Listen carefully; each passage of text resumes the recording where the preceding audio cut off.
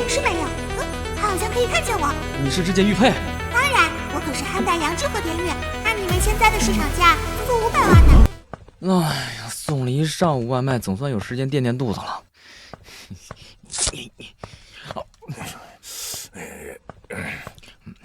喂，小子，把你手上吃的东西给我，我传你一项神通，干不干？老人家，你要是饿了，你拿着吃吧。以后讨吃的啊，可别再说传什么神通了，没人信的。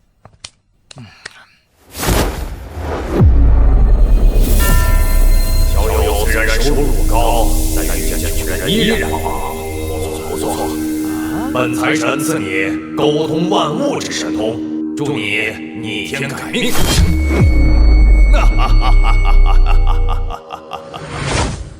从今以后，你可以和任何物体以意念形式沟通，明辨真假，望你善加利用。刚才是遇到真的财神了，那他说的沟通万物的神通也是真的。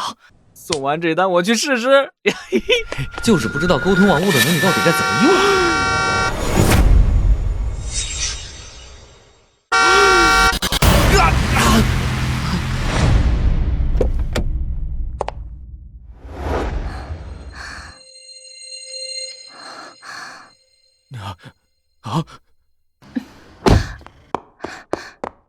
先生，你没事吧？我送你去医院吧。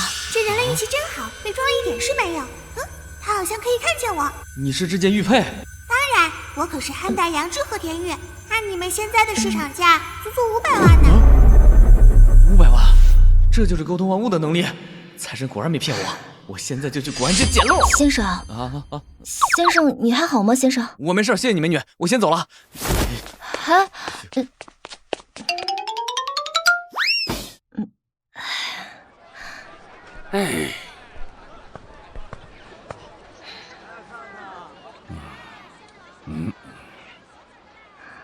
小姐啊，这些摊子都是现代工艺品，真品一件难寻，我们还是回去吧。没眼力见的老东西，我明明是价值300万的真货，只不过是被假货盖住。山水画是真货，有意思啊。那也未必，说不定这老板摊子上也有真货呢。是你啊，真巧。我叫楚然，不知道先生怎么称呼？林晨。刚才听你说这个摊子上有真货，是真的吗？小子，我可是专业的鉴宝大师，我说这摊位里的东西是假的，那它就一定是假的。那可未必，还是这小兄弟识货。老头儿，你这张嘴就说我这摊子上的都是假货，这不是影响我的生意吗？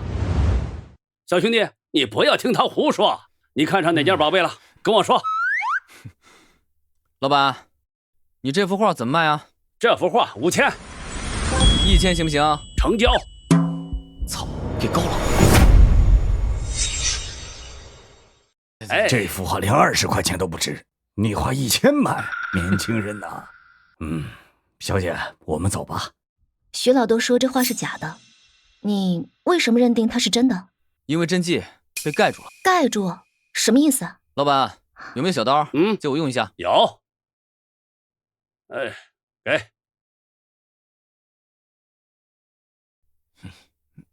啊，你刚买下来的画，怎么就要把它给拆了？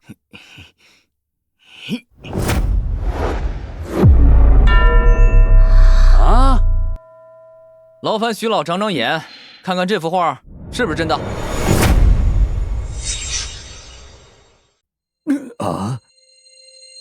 这竟然是刘大千的横道山水图，真迹呀！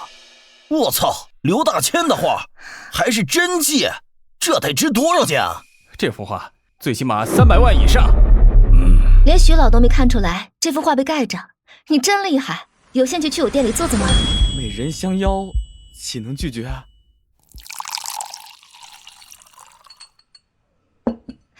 林先生，不知道你对这幅刘大千的横道山水图有没有售卖的意向？行啊，不知道你们能出多少？林小友如果愿意卖，我客观估个价大概在300万左右。和山水画自己的报价差不多，这徐老倒是有些水平。此类型的画一共有7幅，另外6幅在一个藏家手里，他或许能给到500万的价格。500万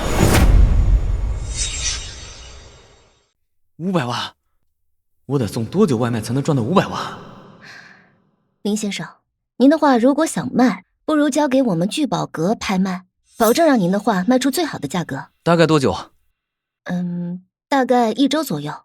我们要向国内各大名家发请帖，并且我要自费广告，这样才能让更多的人知道这幅画在我们聚宝阁拍卖。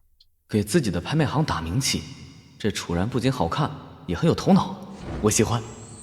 好，我只有一个要求，这幅画是华夏的宝贝，不能卖给外国人。好，我记下了。林先生，晚上要不要一起吃顿饭？凌晨，你有那么厉害的鉴宝能力，有没有兴趣来我拍卖行给我当鉴宝师？我？楚小姐是不是太高看我了呀？连老徐都看走眼的东西，你却看出来了，这还不够证明你的能力吗？我有和万物沟通的能力，当鉴宝师还不是手到擒来？就是这个工资，怎么着也得谈到1个月1万吧？是这样，我新开的一个拍卖行就缺一个鉴宝师，你要跟我合作的话呢，给你年薪100万，外加公司的2成股份，你看怎么样？年薪100万，外加2成股份，楚小姐认真的？当然了，你放心啊，不会让你很忙的。请你过来就是镇店，那些低价值的古董鉴定不会麻烦您，只有金额涉及100万以上的古董才会请你出面。上百万的古董应该不常见吧？你这新拍卖行名气怎么样啊？你那幅刘大千的横道山水图就在我们拍卖行拍卖，名气自然不就来了。合着你就是在等着我呢？凌晨，我新开的拍卖行真的需要你这样的人才，你就当帮帮人家好不好？求你了。好，我答应你了。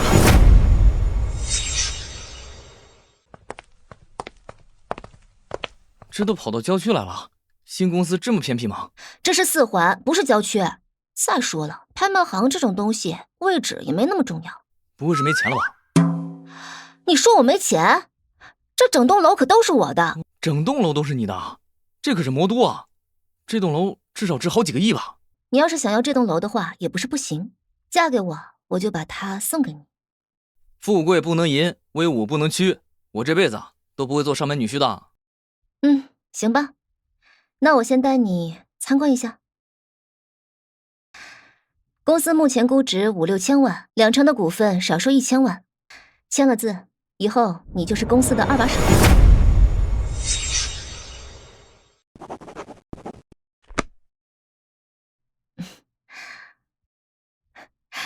欢迎林总莅临公司指导工作。小楚啊，公司做得不错，以后好好努力，知道吗？你还真装上了。你还别说，感觉真棒。坐吧。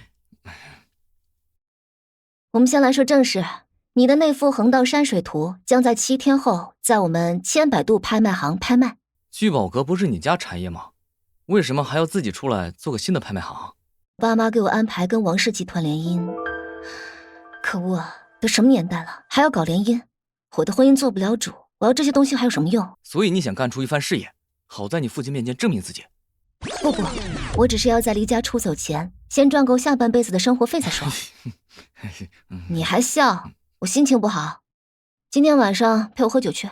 这么晚了还去喝酒啊？我一个女孩子都不怕，你怕什么？走了。有点意思。为了庆祝林总加入公司，今天我请林总喝个痛快。晚饭都是你请的，这顿酒我来请。好啊，你这么大方，3万多的黑桃 A 说请就请。什么？一瓶酒3万多，抢钱呢？你该不会是没钱吧？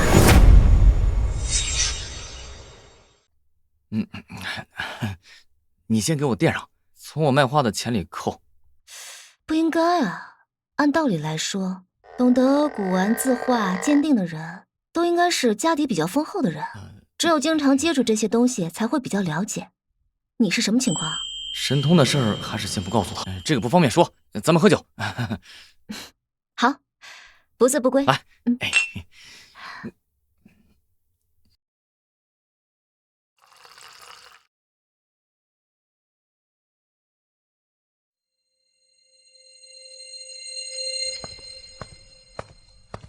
来，凌晨，干杯！行了，不能再喝了，再喝就喝多了。你把杯子给我，我还要喝。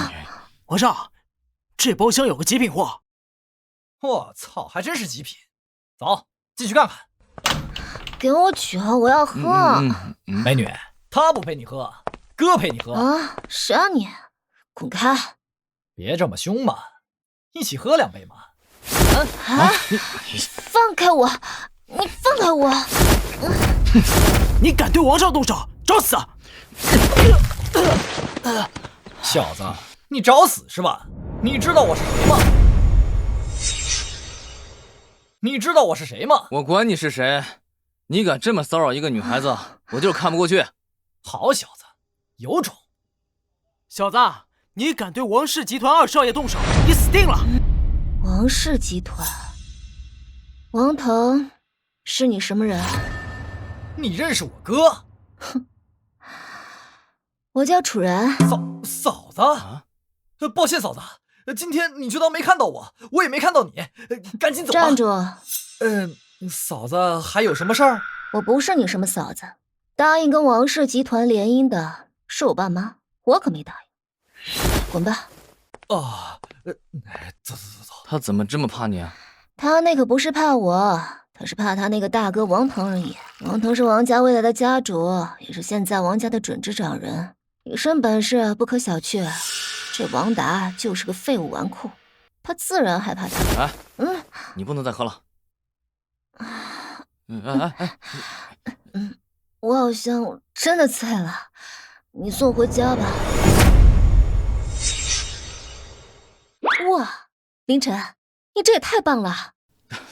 不就是见个宝吗？你这么激动干什么呀？你看，短短一场直播，直接给我们千百度的粉丝上涨了10万。这个王老板给你刷了30多万的礼物，这一会儿你就给公司赚了40万。这也行啊？不仅如此，你还给我们公司做了很好的宣传呢。你看，我们公司的关注一下子就涨了3万多。凌晨啊，我看你以后要不就直播鉴宝吧，说不定这也是公司发展的一个新路子。可以啊，不过下次吧，今天我下班了。啊？你不是刚来公司，怎么要走？是你说的呀，只让我见100万以上的宝贝，现在不就没事了吗？好吧。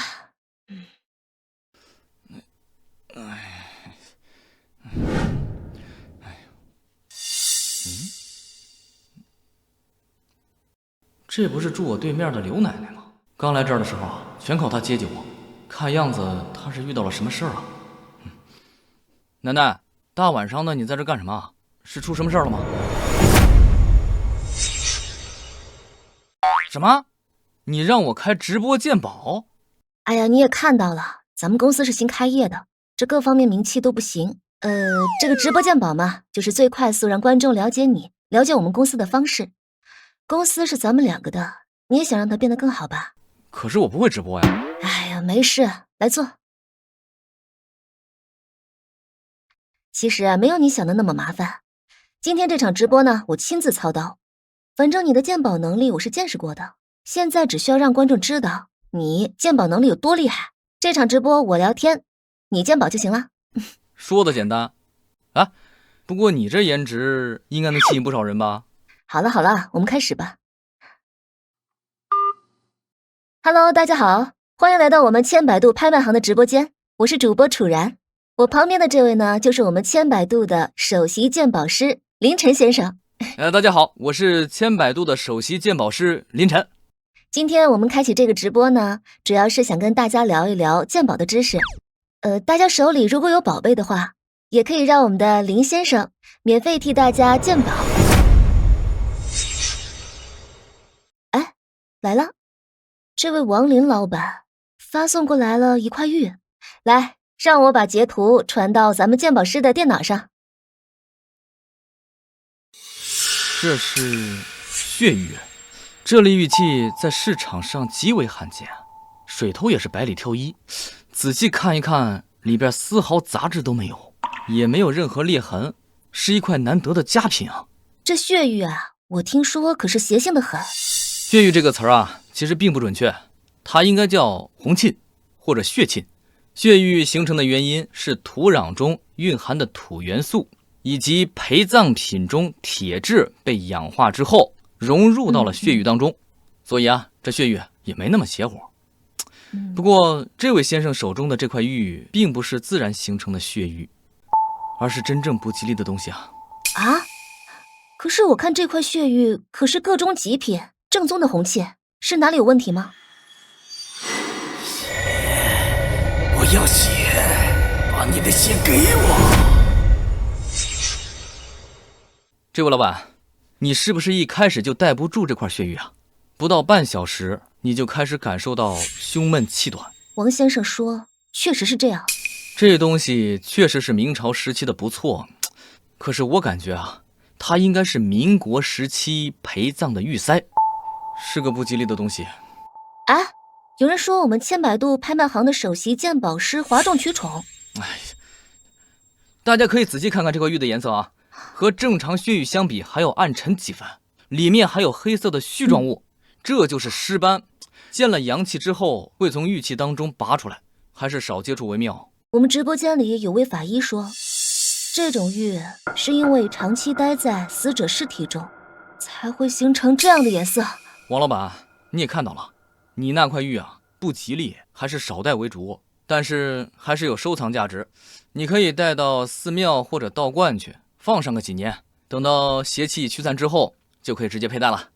多谢大家的礼物和支持，那今天我们的直播鉴宝就到此结束了，大家明天见。明天见。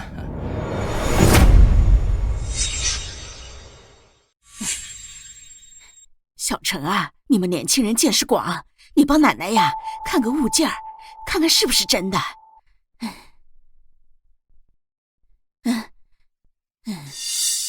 这么假的东西，外行都能看出来，刘奶奶一定是被骗了。奶奶，您这碗是从哪里来的呀？前些时候啊，有个眼熟的小伙子，他说他家里急着用钱，我看着他挺可怜的，就把我的养老金呢借给他了。今天买菜的时候啊，路过他们店里，他说没钱还账了，就给我这个古董。他说这个碗啊值15万呢。这该死的骗子，竟然连刘奶奶的棺材板都骗，简直丧尽天良。小陈啊，这个是不是真的呀？奶奶，这可是个宝贝啊，至少值20万。是吗？是20万？那你帮奶奶卖了，奶奶啊就要15万，剩下都给你了。好嘞，我帮你卖了。不过呢，您知道这个碗是谁给您的吗？玉宝斋的老板江源啊。哦，啊，知道了。狗东西，给我等着！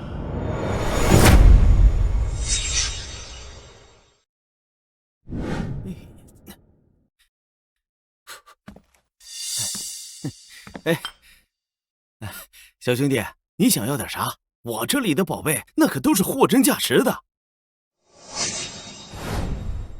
我是上周刚出炉的。我是昨天的，不过做工精细，一般人看不出来。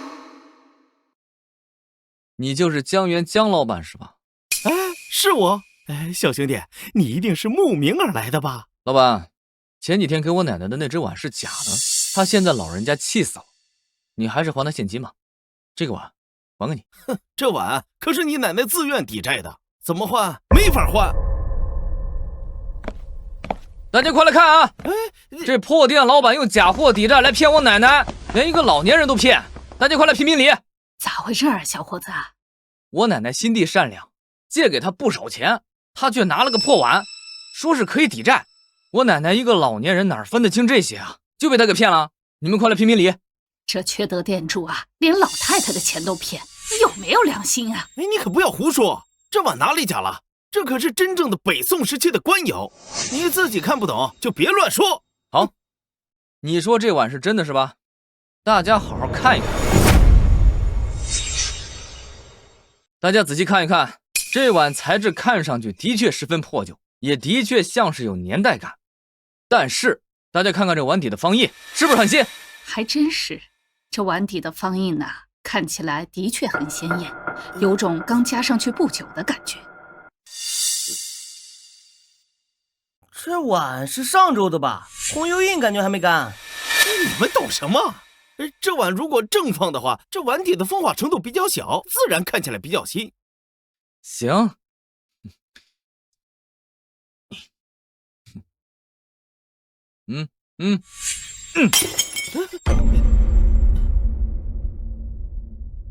各位，北宋的官窑都是使用特制的泥土烧制而成，跟咱们现在使用的碗完全不一样。大家可以看看这个碗和刚才我摔的这个碗，材质是不是不一样？还真是啊，小伙子，你挺懂行呀。这不是主播凌晨吗？千百度的首席古董鉴定师。原来是古董鉴定师啊！既然是凌晨鉴定的，刚才他指出了不少毛病，这碗肯定是假的。肯定是假的，凌晨又不是骗钱，只是想把老板欠他奶奶的钱要回来。主播，报警啊！让警察把这个无良商家抓起来，免得继续骗人。好。林哥，你大人不计小人过，就放我一马吧，我以后一定改过自新，再也不骗人了。你这道歉的态度也不诚恳啊。这样吧，你把欠我奶奶的钱给他，然后在你店里的这些东西送给围观群众每人一件，拿回去当摆件，如何？行吧，把手机给我，我给你转账。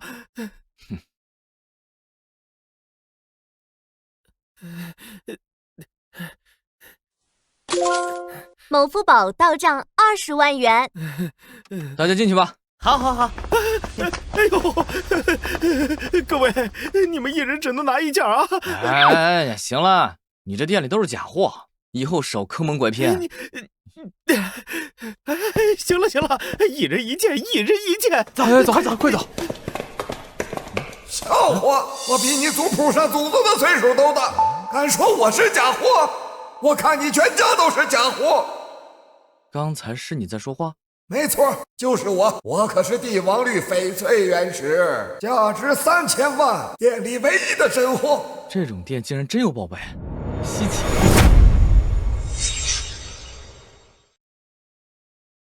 老板，我就不好意思拿你店里的宝贝了。这块石头不错，拿回去垫桌角，你出个价吧。你看着给吧。咱们交个朋友，100块。不过得帮我开张发票。你小子100块钱还要发票？我真是服了你了！哼！你直接把我带走不就行了吗？干嘛要给钱啊？给钱了才是买卖。要是老板找上门说我是偷的，不就解释不清楚了吗？嘿，小子，你可够贼的！哎呀，你这话我可不爱听啊！小心我拿你回去继续垫桌角。天杀的臭小子！你要敢拿我垫桌子腿儿，我绝对饶不了你！怎么？你要是怕了的话，那就多说点好听的，没准我要是高兴了，就拿你回去当镇店之宝。嘿，你可不能骗我！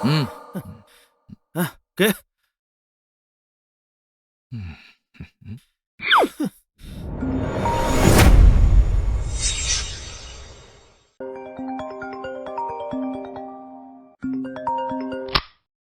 喂，凌晨，有一套沉香木家具需要你鉴定一下，你来一趟万宝拍卖行。好的。凌晨，这位呢就是我闺蜜的爷爷，今天的红木家具就是他的。老爷子啊，这位是凌晨，是我们公司的高级鉴宝师。最近听闻林先生大名，没想到这么年轻，真是英雄出少年呐！哎呀，老爷子夸奖了啊！家具就在这儿，一会儿就要拍卖了，你看看它能值多少？什么沉香木？我可是奇楠木家具，价值在400万以上，一群不识货。奇楠木，老爷子，你这套家具我非常喜欢，要不内定了吧？100万怎么样？不着急，我也不知道这沉香木家具能值多少钱，正好拿出来看看，是不是你给的这个价格？老爷子，这就是正常的红木家具，市面上很多的，可以直接问价的。我给你的是市场偏高的价格。刘先生不用这么着急，我看这套沉香木家具价格远远超过了100万才是。哪里来的瘦小子？你懂什么？我可是做红木家具生意的。哎，孙老，我再给你加100万，200万卖给我，怎么样？这已经到拍卖行了，当然是谁价高谁得。你们就听这小子的，要是流拍，就等着哭吧。哼！凌晨，你有把握吗？这人绝对有鬼，他要是势在必得的话，刚才出价直接就闷顶了，何必跑来商量价格内定？老爷子，你放心，你这套家具价格肯定不低。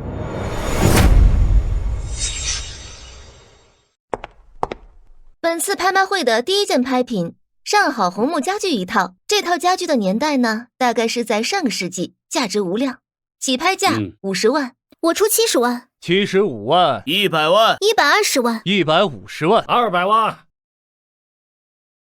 ，200万一次，200万2次，250万。啊，小陈呐，你跟然然的关系，要是喜欢，100万拿走就行了。是凌晨，我是带你来看家具的，你怎么还竞价起来了？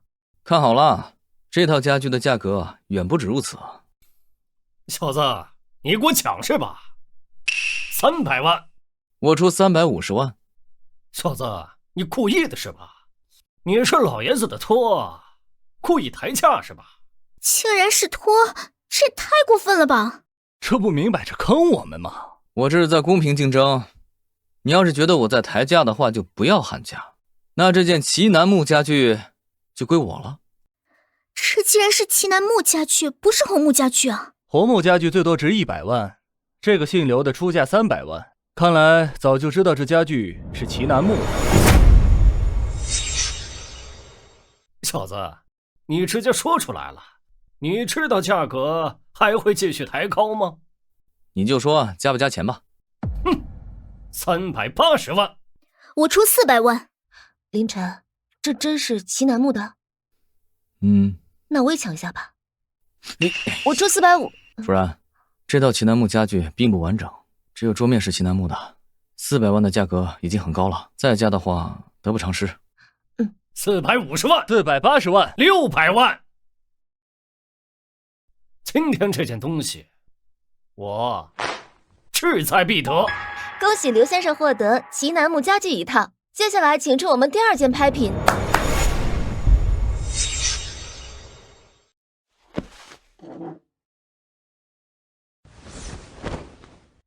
青花瓷瓶。太过分了，居然叫我瓷瓶！我可是宣德官窑青花瓷，价值500万以上。楚然，买下这个瓷瓶，无论多少钱都买下来。可是它只是一个普通的瓷瓶，没什么特别。如果我没有看错的话，它应该是明朝的宣德青花瓷，价值至少500万。宣德青花瓷，你确定？没错。那我一定要拿下。这瓷瓶看着也不怎么样，不会是现代工艺品吧？这样，我出10万。看着有点古典的意思，万一是真的呢？我出20万。我出70万。疯了吧？70万买个瓷瓶？哼，真是人傻钱多。70万一次，70万第2次，70万第3次，成交。不是吧？我还以为要花很大的价钱，没想到花70万就拿下了。先生，这是您刚刚拍下的拍品，请您检查一下。谢谢啊。林晨，我怎么没看出来是宣德青花瓷啊？哎，凌晨，你干嘛？70多万买的，就这么磕坏了？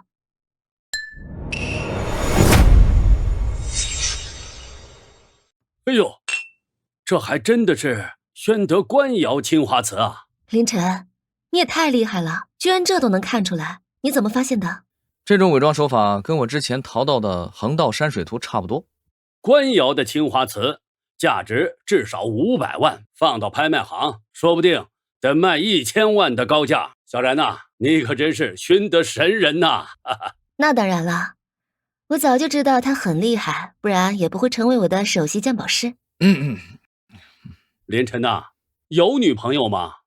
没有啊，我条件不够好，没仔细。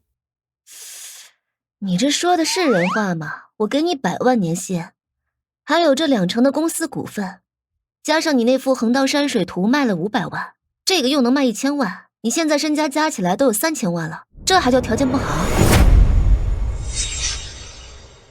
？3000万的身价跟然然比起来是条件不好，不过没关系，你有鉴宝的本事，将来呀一定能赚大钱。我看你跟然然挺合适的。老爷子，你这是在撮合我们俩吗？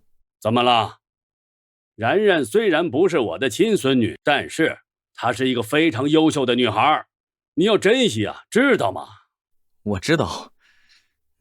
爷爷，您说什么呢？好了，你们俩慢慢聊，老头子就不打扰你们了。那这个青花瓷瓶你打算怎么处理？当然是卖了，放咱们千百度拍卖，还能提高我们拍卖行的知名度。这么好的青花瓷瓶你就这么卖了？我要它干什么？我要钱。你搞这么多钱干嘛？当然是尽快配上你了。那你可要努力了，我的身家少说也得有10亿。这么多？那行吧，我会尽快赚到的。呸！你要是想配得上我，那你身家起码得有20亿，你总得比我强吧？要不然嫁给你才没有安全感。你的意思是说，你愿意嫁给我啦？嫁给你总比嫁给王腾要好一些吧？不过你可小心了，那个家伙估计不会轻易放过你。放心好了，我是不会让任何人抢走你的。对了，明天嘉盛他们会跟我们公司的拍卖行进行现场直播比赛，看谁的藏品更厉害。我觉得可以趁此机会再帮我们宣传一把。好。这桌子上的呢，都是我们千百度拍卖行收藏的茶具。今天请到嘉盛拍卖行的刘掌柜来到我们这里，一起品鉴一下我们的茶具，顺便讲讲茶道知识。今天我们2家的宝贝都放在这儿了，咱们一起开开眼吧。好，那我开始了。今天来比拼茶具，同时也是嘉盛拍卖行与我们千百度拍卖行的藏品比拼时间。先来说一下我面前的这套，是明朝正德年间的青花瓷，虽然不是皇室专用，但也是世家大族使用的。这套青花瓷茶具市场价值最多几万块，你们千百度拍卖行拿这种寒酸的茶具来跟我比，不觉得丢人现眼吗？我手里有一套价值100万的茶具，这件乃是乾隆时期的，材质为少有的胭脂红珊瑚，你的这件根本不入流啊！果然，千百度拍卖行啊，就是一个小拍卖行。要想看好东西，还得来我们嘉盛，毕竟我们是国内第1的拍卖行，好东西啊多着呢。可恶，嘉盛拍卖行也太不要脸了。凌晨，要不咱不播了？然然，咱们还有更好的茶具吗？没有了，所有的茶具都在这儿了，没有一套比得上他们那套红珊瑚茶具的。谁说我不能和红珊瑚茶具相比的？我可是顾景舟特制的极品紫砂壶，我敢称第2，没人敢称第1。你说什么？然然，帮我把这个紫砂壶拿过来。来。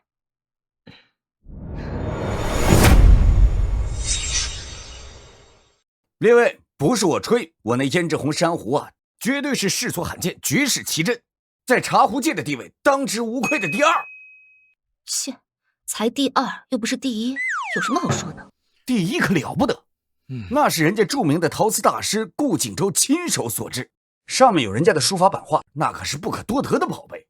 原来是无人不知无人不晓的顾景舟啊，看来我们真的要输了。唉，只是可惜啊，那件茶壶至今下落不明啊，真是一大憾事。但此生啊，如果有人能让我亲眼见证那件茶壶，我认他当祖宗都行。你是说这件吗？哦，你随便拿个紫砂壶就说是顾景舟的，你当我傻呀？这形体，这品质，这落款，难道这就是顾景舟的那套紫砂壶？这件，哼，如果这真的是人家顾景舟亲手所制的话，绝对会当做世间珍宝，好好收藏的。像你这样落的都是灰。哼，早就说过了，我千百度，实力雄厚。像这种紫砂壶啊，在我们这里只有落灰的份儿。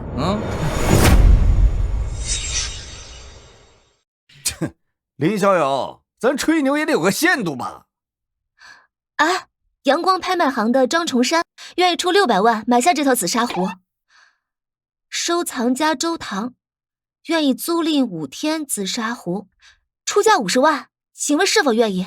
身价数10亿的收藏家周唐愿意花50万就租5天？抱歉，这是拍卖行的东西，我就是一个小小的拍卖师，做不了主。想屁吃呢？这紫砂壶最低能卖2000万呢，这还不算在拍卖行竞拍，价格能翻好几倍都说不定呢。刘掌柜，这下你承认是真品了吧？是。唉，我甘拜下风。各位，直播时间到了，咱们明天同一时间不见不散。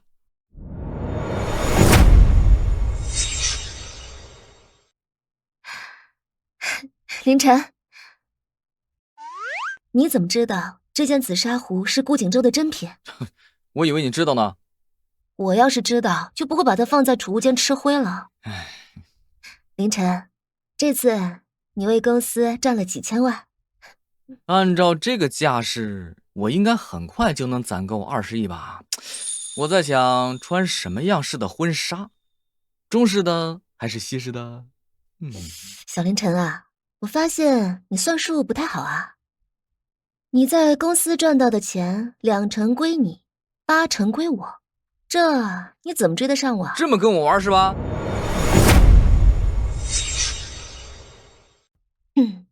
我可没有啊。反正我一直以来择偶标准就是，对方要比我赚得多，你只要比我有钱就行。好，你等着，我很快就会超过你的啊！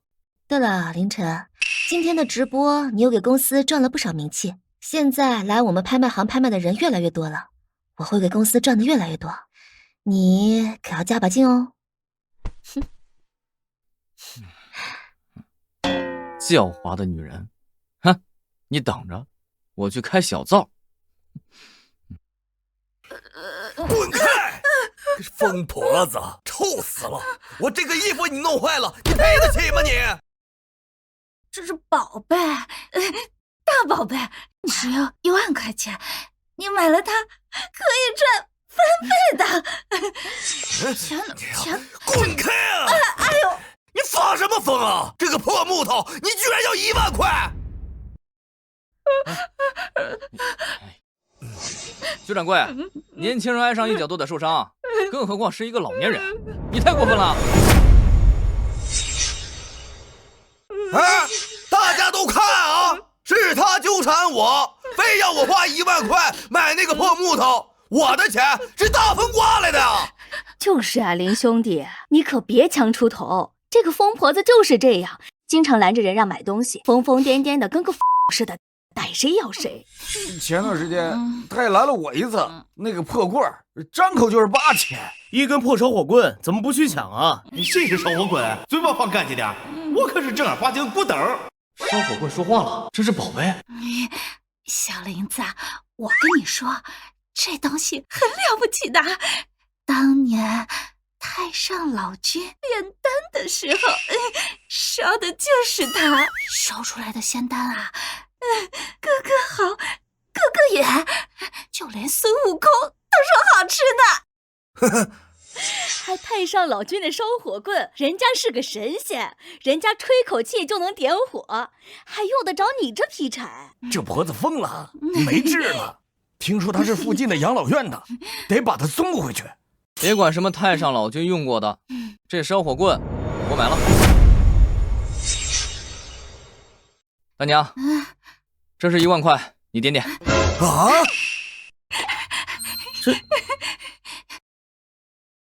小林子，还是你火眼金睛，这样的宝贝我有好多呢。明天去天上再给你拿回来一些。有钱了，有钱了，有钱了，我可以买肉吃了，买肉吃了。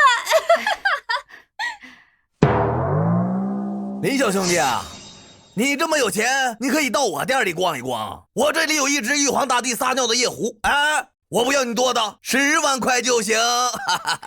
林先生，您可是千百度公司首席的拍卖师，您这样干，您是给千百度公司丢脸啊！谁说我会给公司丢脸啊？我告诉你，这可是个大漏。林晨，你不会信了那个疯婆子的话，还真的以为遇到了个宝贝吧？啊？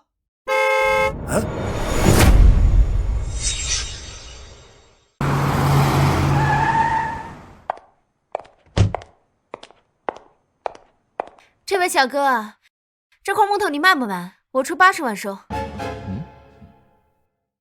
80万？你开什么玩笑啊？就是个破木头。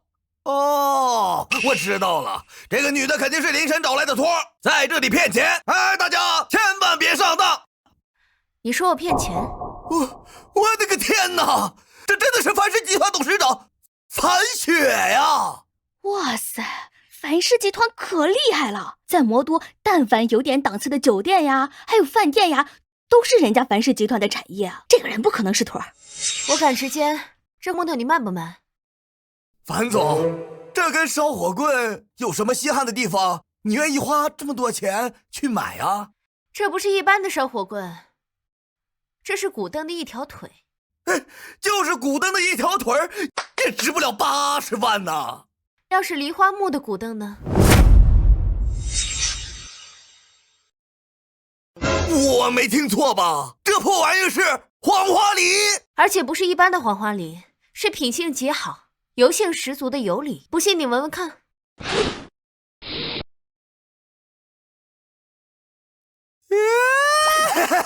就是这个味儿。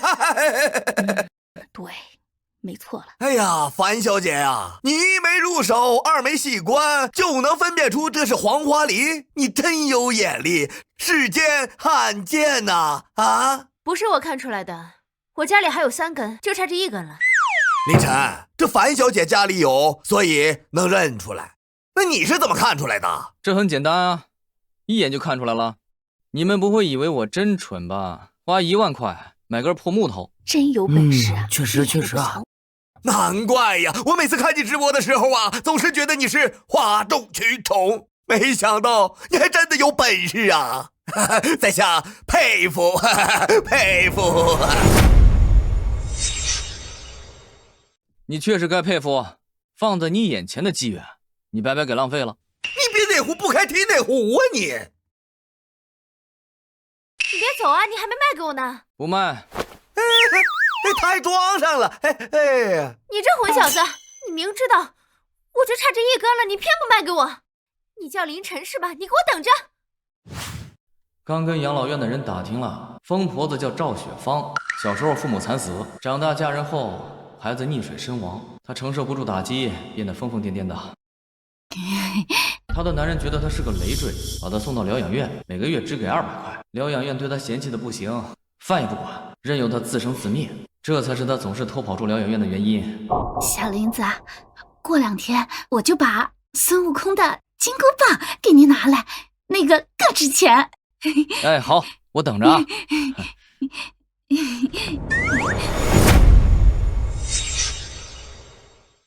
您好，我是这里的主任，我叫赵卓。赵主任，人我给你带过来了。谁让你把他又送回来的？我让你送了吗？你小子多管闲事，让他自生自灭不好吗？她不是什么疯婆子，她叫赵雪芳，是你们这里的病人，你们有义务也有责任把她照顾好。小子，你是他什么人在这多管闲事？他老头子在这里交了钱，你们有责任把他照顾好。1个月200块钱也叫钱？钱是不多，但是他在这里生活了10几个年头，1个月200块加起来有3万块了吧？但是你们尽到哪怕1天的责任了吗？你到底想干什么？你们尽不到责任，就把钱还给赵阿姨，起码她还能买东西吃。退钱？小子，你是来找事儿的吧？来人，有人闹事把他扔出去。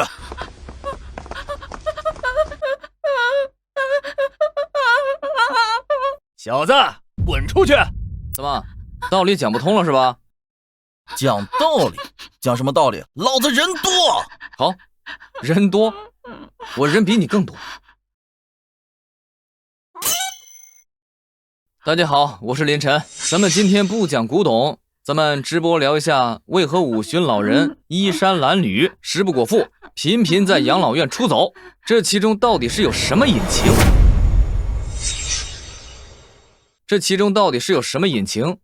是人性的扭曲，还是道德的沦丧？这幕后黑手到底是谁？我去，这小子直播呢！自己这事要是被捅出去，革职都是轻的，搞不好还有牢狱之灾。来啊，我这100万粉丝看看，这位就是红星养老院的生活主任赵卓，赵主任给大家打个招呼吧。100万粉丝，这可不能招惹他呀。看来赵主任是第一次直播呀，有点紧张。我要先给他做下思想工作。赵主任，你不是要动手吗？来呀，来打一下试试，看我能不能让你身败名裂，下半辈子去牢里踩缝纫机。哎，小兄弟，有话好好说，咱都文明人对吧？要讲道理是不是？你就是拿棍子来讲道理的。赶紧滚蛋，一点眼力劲都没有。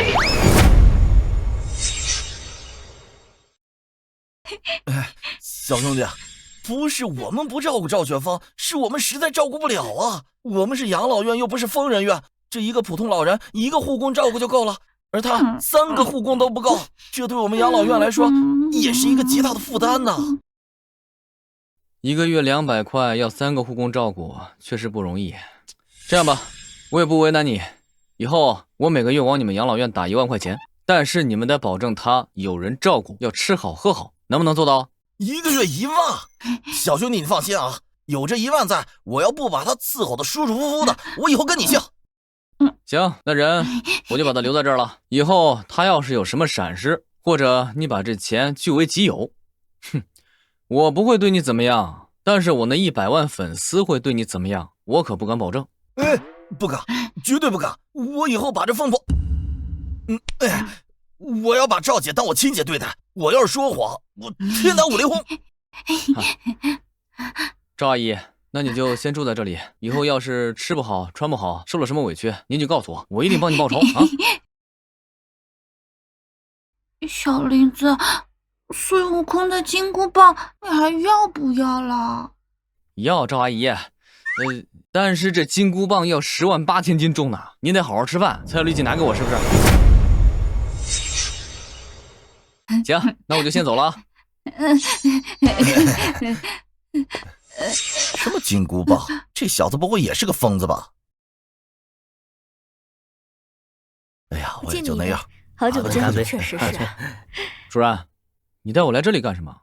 这里是我的订婚宴会，怎么样，气派吧？你的订婚宴？你带我来这里？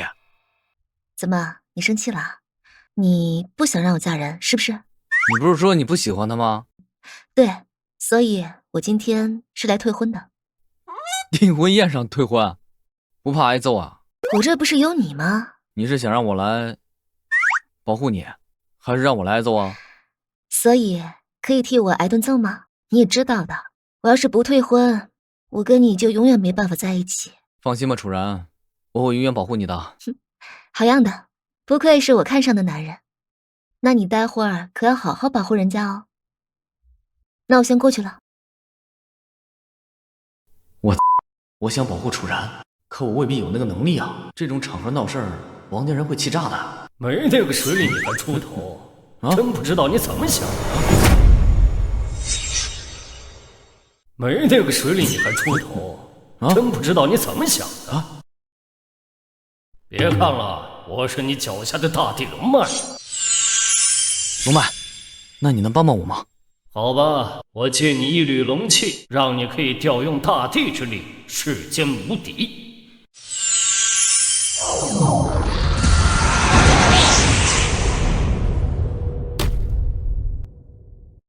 多谢龙脉。各位，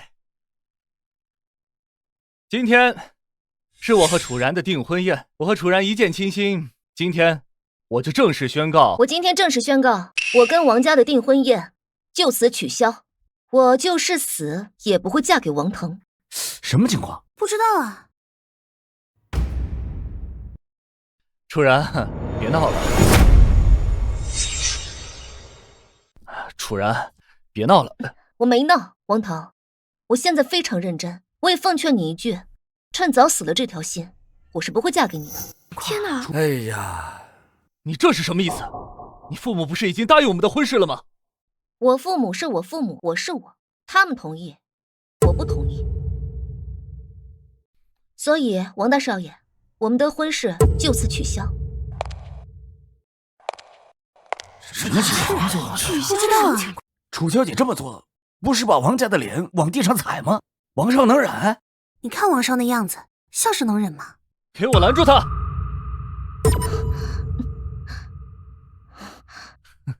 楚小姐，这件事情我劝你还是再考虑考虑吧。我王家的面子没这么廉价，抓住他！我看谁敢！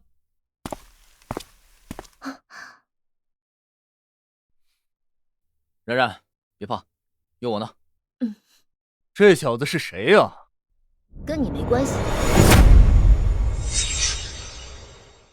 大哥，我知道他是谁，他是凌晨嫂子手底下的员工。楚然，你跟我退婚，就是为了一个臭打工的？怎么是这样说的？看着一身帅气的装扮，还以为是哪家富少，原来是个臭打工的呀！哎，一个员工还敢觊觎自己的老板，这不是癞蛤蟆想吃天鹅肉吗？哎呀，小子，认清自己，楚小姐这种身份不是你能惦记的。小子，你知道我是谁吗？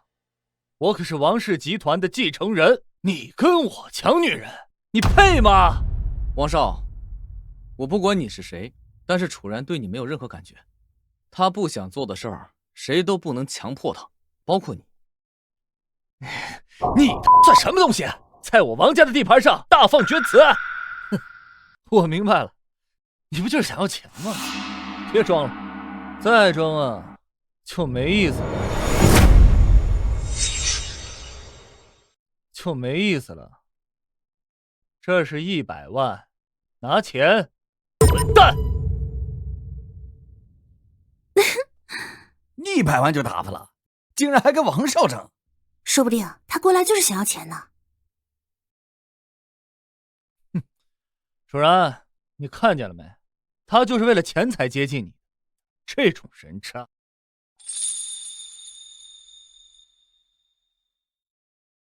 我去，这钱都给撕了，这人不在乎钱，100万就想打发我？你真当我是叫花子？哼，行，哼，行，爽快点儿，你说吧，要多少？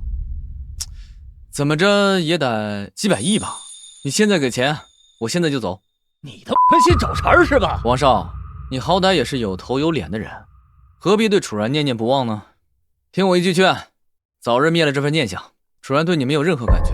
哎呦，什么时候轮到一个臭打工的教育我了？你们愣着干什么？给我宰了他！凌晨，小心。没事。这么厉害，这个人这么厉害！我不愧是龙脉给的大地之力啊，这也太厉害了吧！好强的实力！你是什么出身？这个你就不需要知道了。我说过，楚然不想做的事儿，没有人能强迫他。还愣着干嘛？赶紧走啊！好，一个打工的这么厉害，这么多保镖都不是他的对手。怪不得楚小姐能看上他，还是有点真本事在的。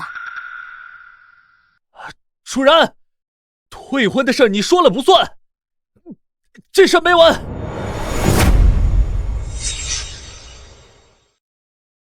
哎呦，这不是林天狗吗？好久不见，你在这儿做什么呢？潇潇，怎么是你啊？怎么，很意外吗？这可是你大学4年连手都没牵过的女神。现如今，各种姿势都已经被我玩腻了。说完了吗？说完了滚！你小子，恼羞成怒了是吧？就你这种穷也配来这么豪华的餐厅？再说了，你有钱吗你？林先生，我终于找到你了。林先生，这是怎么了？有2个聒噪的家伙打扰我吃饭。对不起，我现在就让他们走。你们2个惊扰了我的贵客，我们餐厅不欢迎你们，滚吧！你谁啊？你敢让我们滚？去把你们经理喊过来！一个员工居然敢对顾客如此嚣张，你不知道顾客就是上帝吗？这位女士，发生什么事了？我们是你们餐厅的常客，这人竟然想让我们滚！你现在赶紧让他滚，要不然……那你还是赶紧滚吧！什么？你竟然让我们滚？我们可是顾客！他是我们酒店老板樊总。你就是樊氏集团的董事长？我没心情搭理你，赶紧滚！好好。走。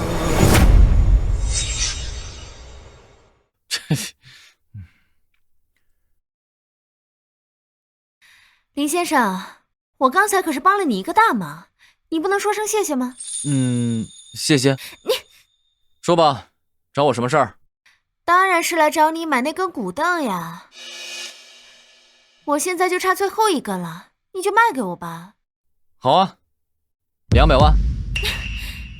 那只是一只黄花梨的骨凳，我给你80万已经够多了，你还敢找我要200万？樊小姐呀，你我都是商人，你应该知道，宝贝最重要的不是价值，而是需求。你已经有3根了，现在还差我这最后1根。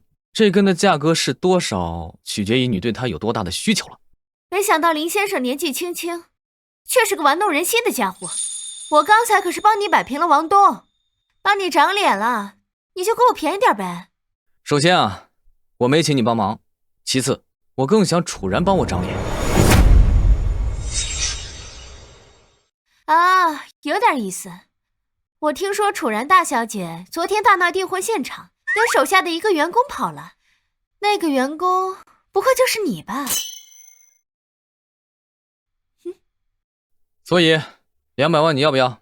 太贵了，能不能便宜点儿？姐姐也是单身哦。250万。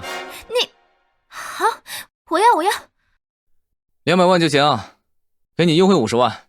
不过你得帮我一个忙。80万的东西，你卖我200万，你还舔着脸说优惠我50万。哎，你想让我帮什么忙？我有一块玉石要卖，不知道樊小姐能不能帮我介绍一下，帮我把这玉石卖出去。不是吧？你女朋友就是拍卖行的老板，这种事你问她比问我强啊。我不想让她知道我在开小灶。你跟楚然是什么关系啊？为什么会开小灶？你联系人了，我就告诉你。你这个人真是油盐不进。喂，是吴老板吗？我这里有个客户，手里有块中古玉，你不是对玉石挺感兴趣的吗？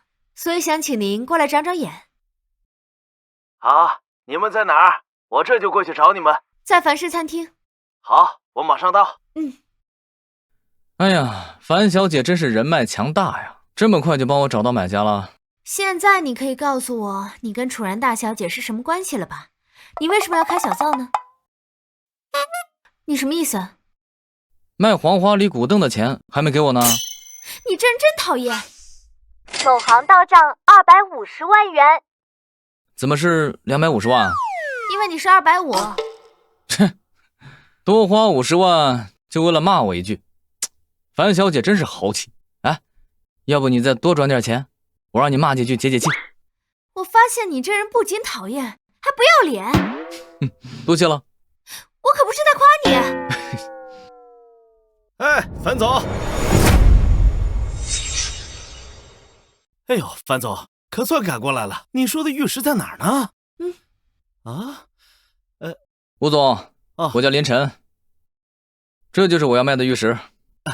我来看看。哎呀，哎呦，这可是块中古玉，十分少见的玉石。既然吴总这么了解玉石，那就开个价吧。我出500万，怎么样？500万就想买中古玉，想屁吃呢！小伙子，别卖给他，我出600万。这位先生，你懂不懂规矩？我和小哥还没有交易完，你不能插手。什么年代了，还规矩？价高者得，懂吗？这里面是500万，剩下100万我先打欠条。这还能打欠条的？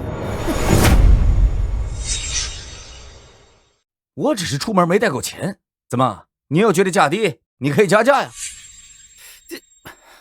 我出1000万。哼，我出1500万。行，我不跟你争了。小哥，这中古玉能卖给我了吗？不好意思啊，吴总先来，讲究一个先来后到。这块玉石我不卖给你。小子，你搞清楚，我出1500万，他出1000万，整整少了500万，你怎么能跟钱过不去呢？这样，我多加500万，一共是2000万，你看怎么样？这跟钱多钱少没有关系，我不能坏了这行的规矩。吴老板，你给900万就行，剩下这100万给樊小姐就当是介绍费。林小友，多谢，多余的话我就不说了。这是我的名片，以后啊有什么困难尽管开口。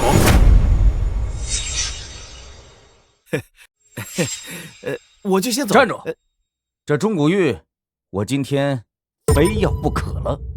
怎么，你还想强买强卖不成？我今天就强买强卖了。不瞒你说，叶家到处托人寻一块中古玉，给女儿雕刻个物件，祈求平安。今天这玉不留下，你们谁也别想走。叶家很厉害吗？叶家是魔都很大的家族，我在他们面前都算不上什么。你既然知道叶家，就应该知道得罪叶家的下场。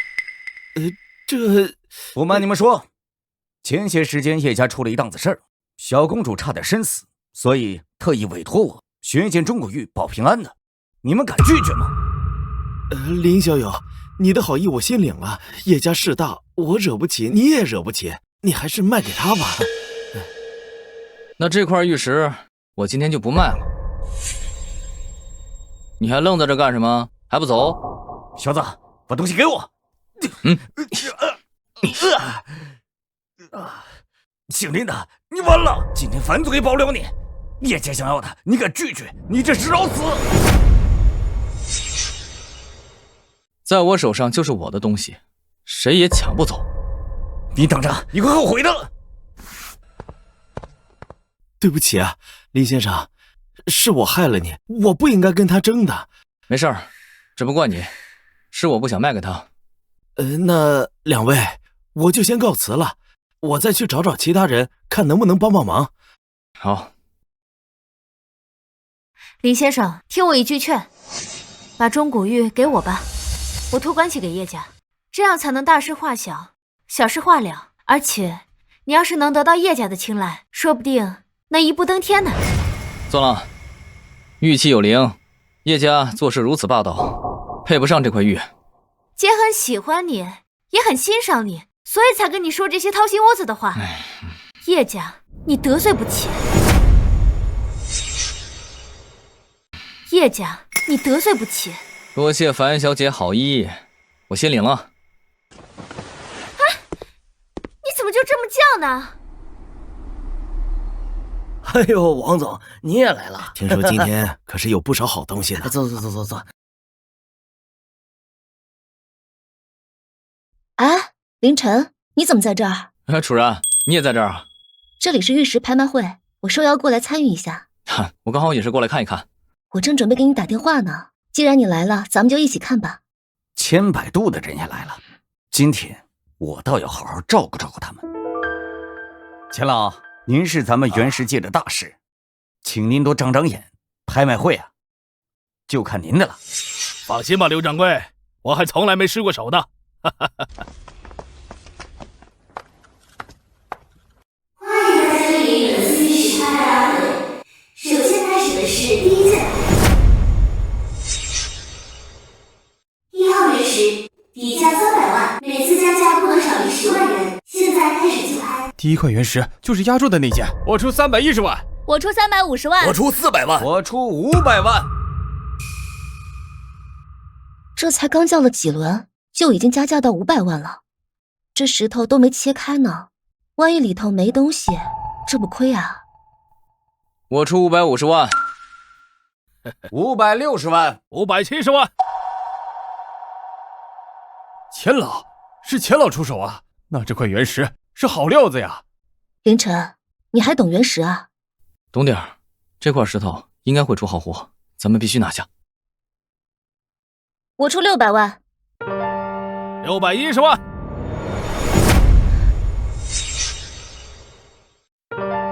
，610万。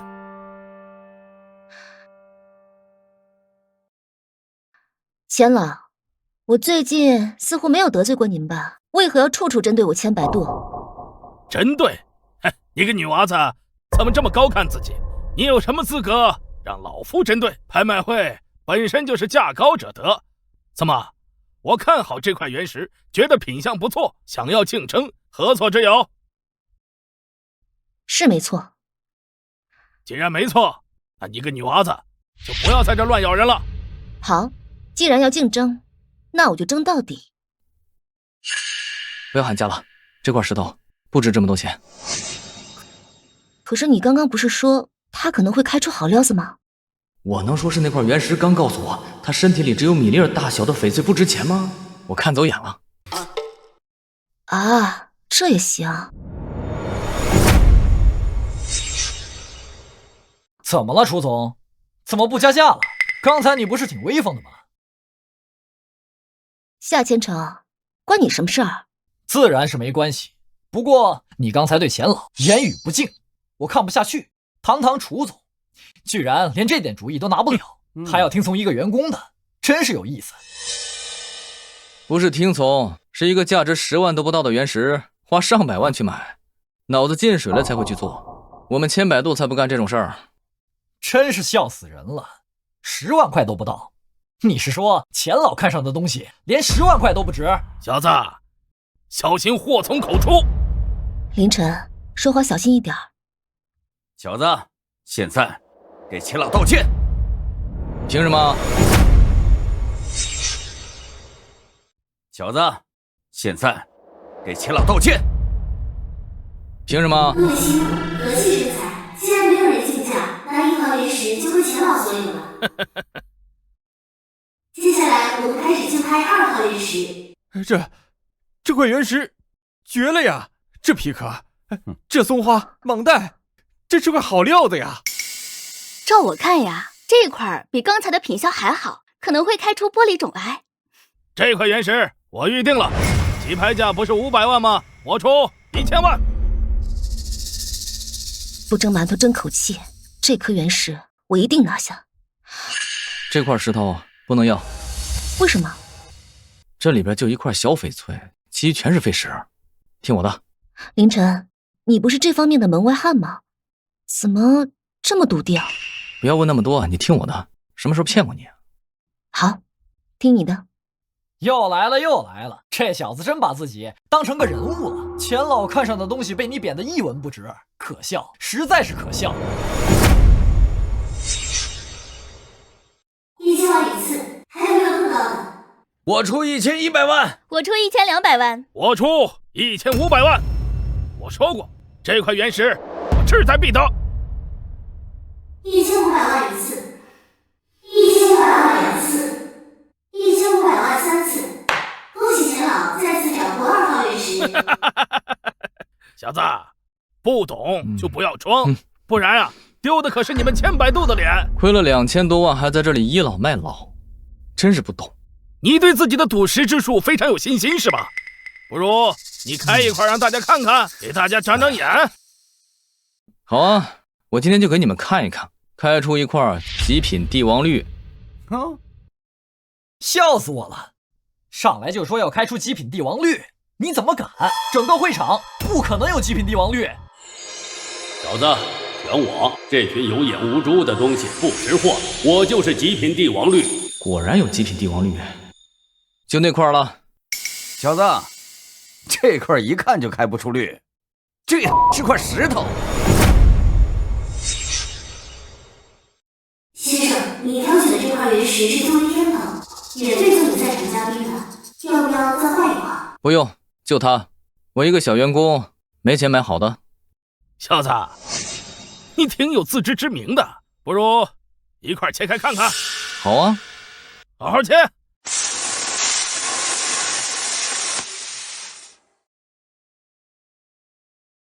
嘿，还真切垮了！这大小的翡翠，这就只值10万块钱左右了。那小子说的竟然是真的，钱老竟然走了眼，几百万打了水漂啊！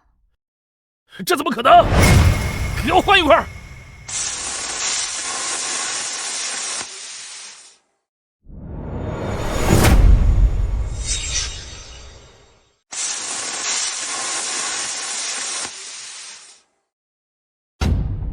不是，又切垮了，就让那小子说对了。看来这赌石的水真的太深了。钱老，你脸色怎么这么差？用不用给你叫救护车啊？哼，不就是2000万吗？我赔得起。小子，我承认我看走眼了，不过你挑的那块更不行。你不是看得很准吗？快切开让大家看看，给大家长长眼。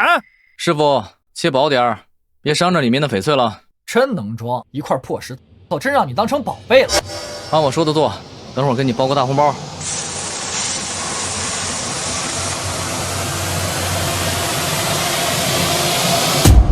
出彩了，这颜色很正啊，难道是冰种？什么兵种啊？这可是极品帝王绿！不是吧？这小子也邪乎了，这废石堆里居然出了块宝贝！小友，这块帝王绿我出1000万，怎么样？1000万你也好意思出？笑话！我出1500万，这块原石我要了。抱歉各位，这块翡翠我不卖。这块翡翠你喜欢吗？当然喜欢了。到时候我找个雕刻师打一副玉镯出来送给你，怎么样？这太贵重了，这我不能拿。送给喜欢的女人，何必在意价值啊？小伙子，真是敞亮！这么好的翡翠，若是加工成镯子，少说也得3000万。现在说送人就送人。怎么酸了？人家小伙子是有真本事的，凭他这个眼力劲儿，要多少翡翠没有啊？林晨，我是千百度隔壁的华老，你快帮我长长眼。还有我，帮我也瞅瞅。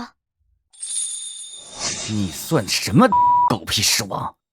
你连个黄毛小子都不如！我今天请你过来干嘛的？是为了打压千百度。现在倒好，你让人家声名大噪，我真服了！你个混蛋你！钱老，解气吗？解气。那咱们回去吧。能让钱老吃亏，林小友不简单呐。鄙人是恒月斋的萧山河，林小友可否赏光去我那里坐坐？恒月斋？恒月斋可是魔都一流的古玩铺子了，可以去看看。那我就先回公司了。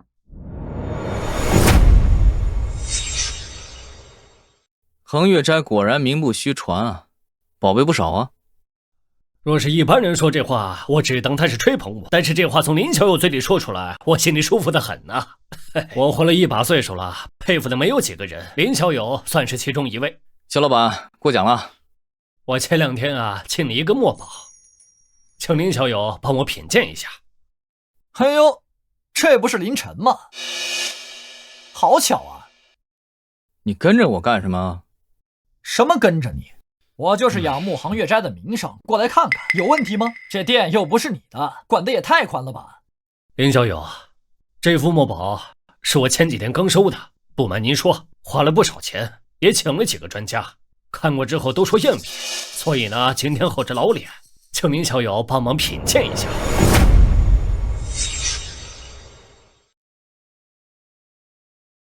别摸我，你轻点，弄坏了你赔不起。好家伙，这是王羲之的远幻贴，竟然是真迹！怎么样，林小友，这是真是假？真迹。真的吗？不错，那些专家无非是怀疑是绢本，这种材质确实难以分辨。但是我刚才仔细看了，纹理清晰，确实是真迹。多谢林校友指点。哎呀，这次我的心啊，总算放下了。林校友，店里面有什么喜欢的，选一件，我便宜卖给你。嘿嘿，快选我，快选我！你身后那个人啊，想跟你后面捡漏呢。我是件仿品，选我一定能坑到他。难怪这小子一直在跟着我，那我就坑他一把。老板，这幅画怎么卖啊？这幅林校友果然有眼光。林校友果然有眼光。这幅画是我在一次拍卖会上得到的，原作者是唐代山水大师京厚之作，而眼前这一件是件仿品，作者是宋代绘画大师范宽之作。我入手啊花了50万，你要是喜欢，我40万送给你。这不是范宽的风格。这幅画我确实是喜欢，不过这价格嘛……这小子一看就是中意这幅画，那这幅画一定是个宝贝，我要抢过来，我出50万。我要了，唉，早就想收藏一幅画作了。眼前这幅《天女散花图》倒是非常应景。林晨，你要是囊中羞涩，就把这宝贝让给我吧。姓夏的，你懂不懂规矩啊？这幅画我先看上的，你捣什么乱啊？什么捣乱？我这是合理竞价，你要是想要，那你继续加价吧。你故意跟我抢是吧？行，我出60万、70万、100万。150万！你脑子有病吧？花150万买个仿品？林晨，这画要真是仿冒品，你会花100万去买？这肯定是真迹，这幅画我要定了。好，算你狠，这幅画我不要了。算你识相。肖老板，我给你转账啊，这幅《天女散花图》归我了。好。林小友，您要是看上别的什么，跟我说，我便宜卖给你。选我，选我，我是真迹。竟然遇到真品，必须拿下。肖老板，这玩意儿多少钱啊？啊，这是从一个老农手里收的，也就只就点。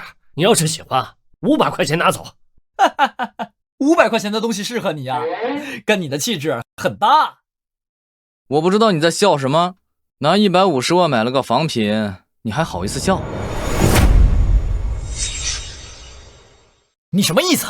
你这幅《天女散花图》买亏了？不可能，绝对不可能！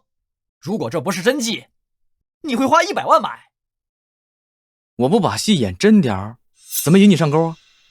姓林的，你故意下套害我！林小友，你说这幅画不是真迹？范宽的印章是别具一格的。如果你细心观察，可以发现它的落款处有微弱的裂痕，这就相当于是一种防伪标识。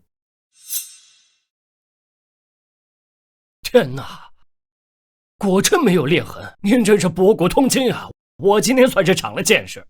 这幅画不是金浩的，也不是范宽的，到底是谁的？就是现代工艺品，5分钟就能随便加工10几张。好啊，你说我蠢，那你刚才500块钱买的画呢？是漏吗？还真是。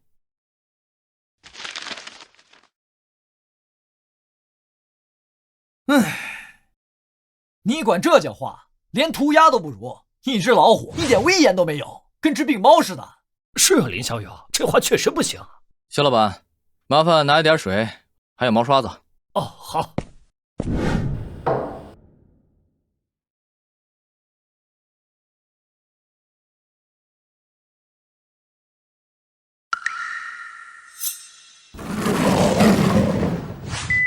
斑斓猛虎竟然用水才能显形。我想起来了，这叫诗画。以前我见过一个鉴宝专家施展过，这是唐伯虎的真迹啊！我的天哪，林小友，我今天真是长了见识。要是别人从我手里边捡了这幅画，我肠子都悔青了。但是你不同，我知道你是有真本事的人，这幅画只有在你手里才不算是暴殄天物。我能拍张照吗？可以啊。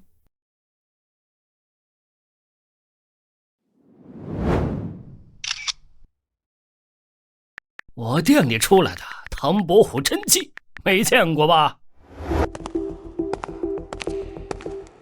林晨、楚然，你们给我等着！我一定要让千百度开不下去！乔老板，怎么了？这千百度招惹你了。刘掌柜，你不知道，刚刚那小子坑了我150万，还花了500块捡漏了唐伯虎的真迹。什么玩意儿？唐寅的真迹？你确定？骗你干嘛？我亲眼所见，肖老板都发朋友圈了。这小子到底什么运气啊？你看啊，赌石捡漏了，随便逛一文玩店就能捡漏唐寅的真迹，这太可恶了吧啊！我告诉你，这可不行啊！要再让他这么嚣张下去，咱俩这拍卖行迟早被这千百度给干下去。刘掌柜，我有一个办法，可以让千百度身败名裂。什么办法？前段时间我搞到一个赝品大师精心制作的唐三彩，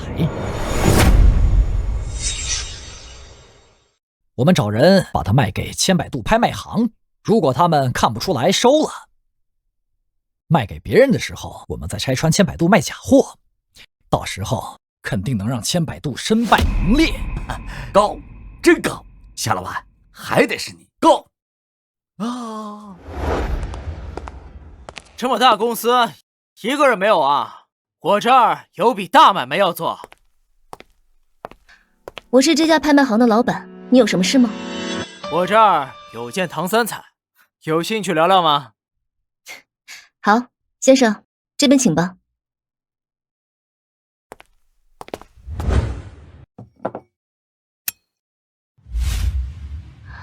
呀，好漂亮的一件陶俑啊！陶俑衣服上的褶皱栩栩如生，色彩明亮，而且看起来啊，玉脸圆润，富态十足。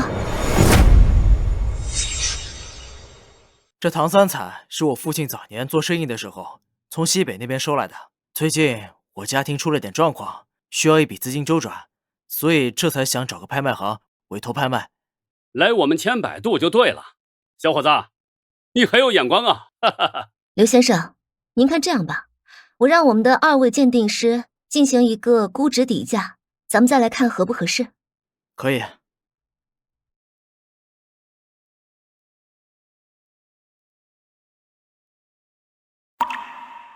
精品，当之无愧的精品。最近呢，市场上很少看到这么好的东西了。这釉色，这气形和唐三彩人物头部完全吻合，是真品无疑了。千百度的鉴宝师也不过如此，你们敢收就死定了。要不，我们还是再等等凌晨。不用了，这东西啊，真品无疑。既然是真的，那还请楚总尽快安排拍卖，我急用钱。慢着！嗨，凌晨你来了，快看，我新收了一件唐三彩，有了它，肯定能给咱们千百度增加名气。提升个屁呀！你要是真的收了我，你们拍卖行也可以趁早关门了。你是假的？包假的。东西拿回去吧，我们千百度不收。不收？为什么不收？因为是个赝品。赝品？凌晨，你是不是搞错了？林晨，这东西我们都看过了，这唐三彩，从工艺和颜色上来说，都符合唐代陶器的特点。最关键的是，用料也是老瓷，尤其是人偶脖子上的包浆，一看就有年代感，现代的技术绝对造不出来。你怎么断定它是赝品的？这东西的材质看上去十分老旧，但是你们没有发现，这唐三彩整体看上去有一丝丝不协调的感觉。你们之所以看走眼，是因为这拼接的碎片是唐代的碎片，这是一件造假工艺水平非常高的工艺品。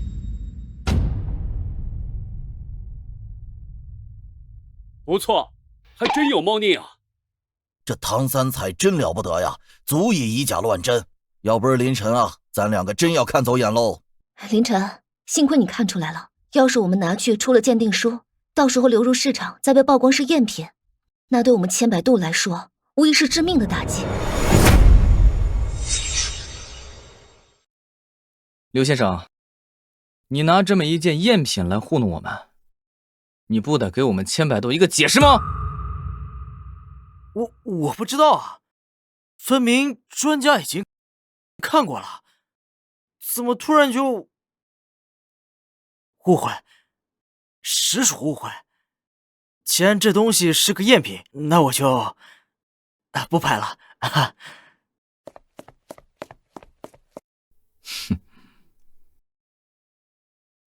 你们二位先去忙吧。好的。凌晨，我总觉得不对劲，难道是谁在做局？你眼人都看出来是不对劲儿的，你才反应过来。你一眼就看出来是不对劲了？首先，唐三彩可是个宝贝，你看刚才刘通拿出宝贝的时候，手套都不戴，汗液沾着宝贝可是会损坏的，说明他对这个东西啊一点都不珍惜。好像是的。其次，他一直在催促我们快收下，说他着急用钱。一个好东西着急用钱的话，不应该去名声比较大的拍卖行。咱们千百度毕竟是家新公司啊，他不去嘉盛，偏偏来找我们，你说这不奇怪吗？确实啊，居然骗我，真是可恶！你说会是谁啊？还能是谁？指不定是刘掌柜和夏千成。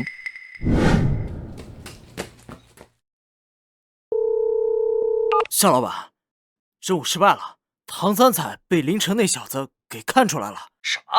这种精心制作的超高仿品，他也能看出来？这小子怎么那么厉害？林城这小子确实有本事。夏老板，我看用赝品坑千百度这招，怕是行不通了。哦，我知道了，你把东西带回来吧。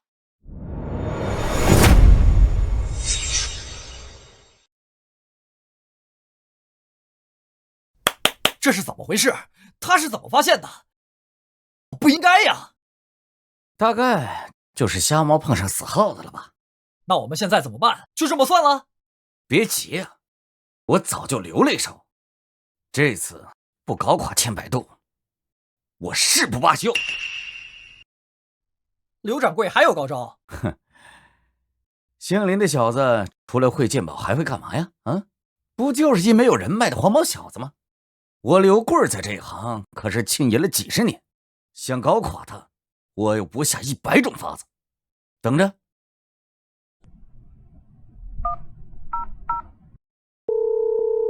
林管事，您好啊，是这样的，有一小忙啊，想让您帮。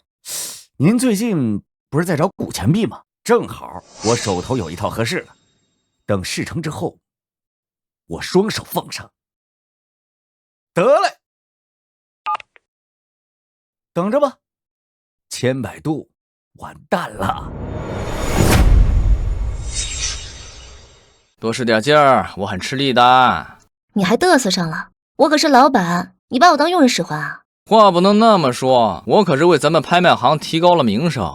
你做老板的不也沾光了吗？再说了，你可别忘了，你手上的这只绿镯子也是我送的，价值可不菲呢。我倒是有事想问你啊。你是不是背着我找私活了？没有啊。是吗？那我怎么听说你搞到了一块中古玉，还不愿意卖给叶家？这事我都知道了。你这块玉怎么不拿到我们千百度拍卖行拍卖？还说你没有接私活？话不能这么说，我这么做还不是为了你吗？为了我？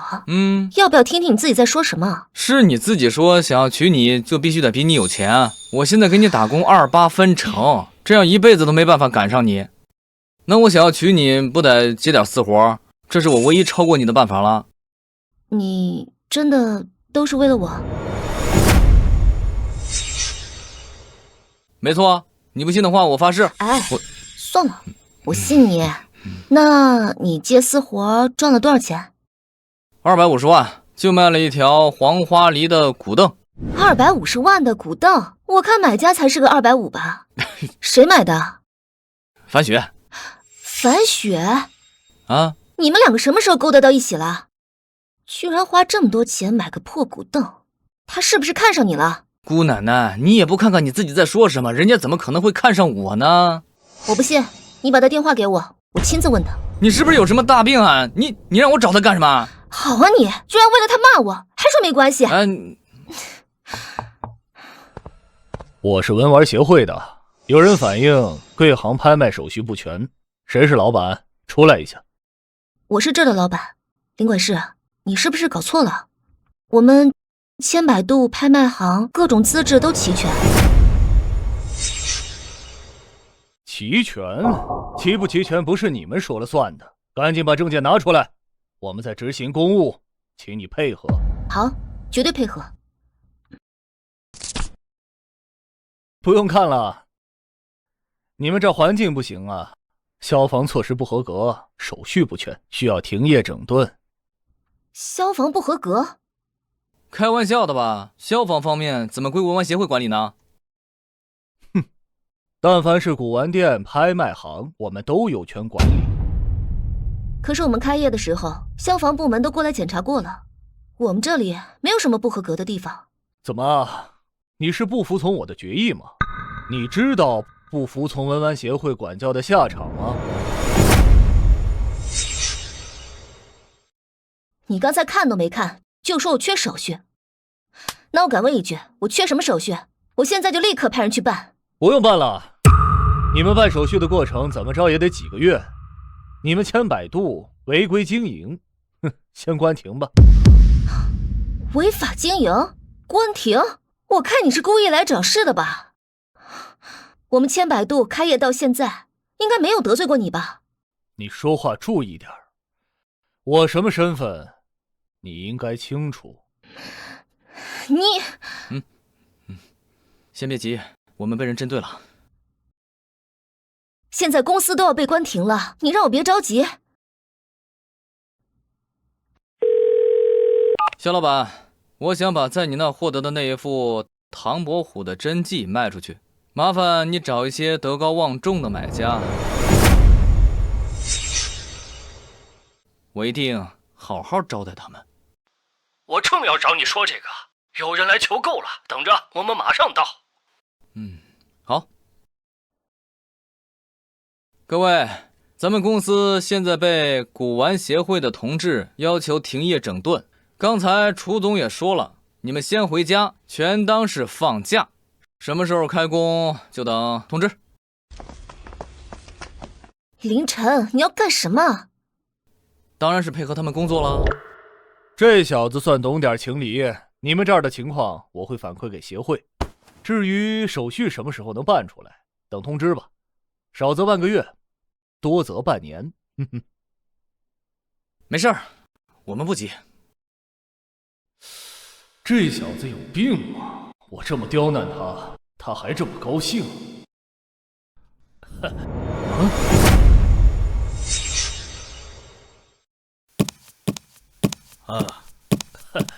黄老、李老，你们要的唐伯虎的画就在这里。林小友，你要找的人我给你带来了，介绍一下。这位是顾博的黄馆长，也是我们华夏文官协会的会长。这位是李馆长。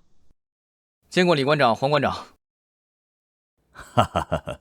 林小友，听说你有一手令人叹为观止的鉴宝手段，今日一见，果然是英雄出少年呐！您那副唐银的真迹呢？黄馆长，不好意思啊，你们来的不是时候。哎，怎么回事？刚才我们千百度拍卖行被文玩协会勒令停业整改，我们现在没办法交易了。勒令停业？什么理由啊？说是手续不全。这不胡闹吗？手续不全根本就没法开业。是文玩协会的意思，我们只能照做。文玩协会？谁下的勒令要关停你们这家拍卖行？是他。你是谁啊？哪个单位的？黄馆长，我是魔都文玩协会的管事人。李馆长，你是魔都文玩协会的负责人，你就是这样管理魔都文玩协会的？你寻是吧？告诉我，为什么要关停千百度拍卖行？我们接到群众举报，说千百度营业资质不全，所以我们才来通知他们。这营业资质不全，你就让他们关门整顿？这是哪来的规定？我怎么不知道？我看你是故意找事。哎呀，两位馆长，实在是不好意思，那幅画现在没有办法看了。我们是应了这位同志的要求，停业整顿。什么时候能够开始看的话，还得看他的通知啊。楚然，我们回去吧。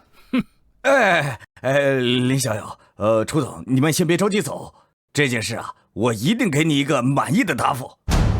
林馆长，你们魔都文玩协会简直是无法无天。你是怎么管理文玩协会的？还能不能干了？对不起，王会长，我马上处理。李群，告诉我，谁指使你这么做的？是刘掌柜。刘掌柜，就是那个嘉盛拍卖行的刘贵。是他，他答应给我一些古钱币，让我针对千百度。哼，好啊，以权谋私，收受贿赂。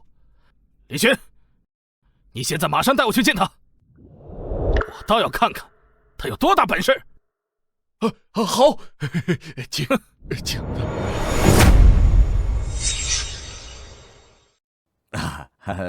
林小友，您看这样处理，你还满意吗？多谢黄馆长仗义直言。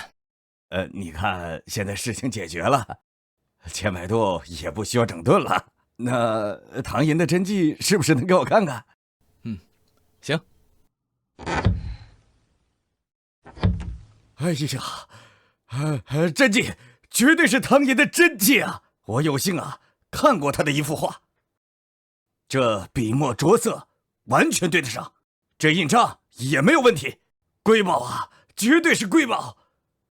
哎呀，听说这幅画是在肖老板店里找到的，奇迹啊，奇迹！没有啊，小林的火眼金睛，要不然的话，这画就埋没在我手里了。惭愧呀！小林呐，我有意收藏这幅画于故帛之中，你意下如何？对了，这幅画呀，这么好的瑰宝，应该让更多人看到。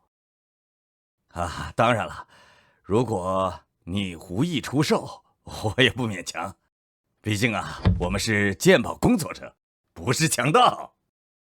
如果黄馆长非要买的话，那就100万。100万？林小友，你没有开玩笑吧？这幅画的价值你最清楚不过了，要是放在拍卖行，整个文玩界都将沸腾啊！是啊，这种绝世珍品，拍卖起码要上亿啊！一幅好的画根本不是它的价值，而是能让更多的人看见。我很认可黄馆长的观点，就100万。年纪轻轻就有如此鉴宝手段，没想到林小友还有如此高尚的觉悟。哎呀，我代表顾博，代表老百姓，谢谢你啊，谢谢你啊！等会儿我就在文玩协会发布消息，说你们千百度拍卖行是最值得交易的拍卖行，而林小友也是最有本事、最有格局的鉴宝大师。哎呀，以后啊，我想把文玩协会的会长传给你。文玩协会会长，那可是文玩界绝对的话事人啊！谢谢黄会长。黄会长远道而来，还没有吃饭吧？不如我来安排一下，尽尽地主之谊。好，那就有劳林小友了。算时间呢，差不多了。那千百度拍卖行啊，估计已经关门停业了。